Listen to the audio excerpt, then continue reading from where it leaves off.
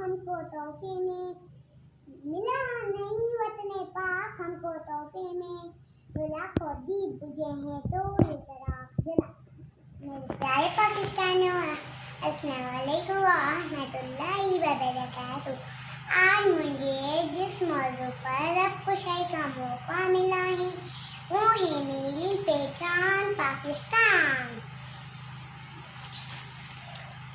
मेरे प्यारे पाकिस्तानियों, हमारे मुल्क की पहचान इस्लाम से है, लेकिन अफसोस आप सौदागर नाच के बनाते हैं, सद अफसोस आप सौदागर गा के बनाते हैं।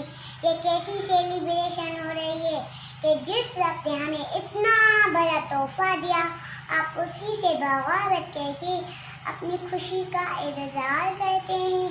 लाखों करोड़ों लोगों ने अपनी जान की कुर्बानियाँ दी, फिर जाके हमें प्यारा पाकिस्तान मिला। अल्लाह की रहमत से, अल्लाह की फजल व करम से और अपनी बुजुर्गों की कुर्बानियों की वजह से आज हम पाकिस्तान में पुरसुकून जिंदगी गुजार रहे हैं।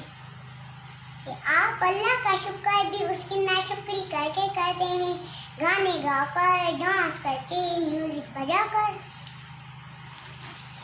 आप आज़ादी की खुशी करें, अल्लाह का शुक्र करें, मगर इस्लाम की हुदूद को ना तोड़ें।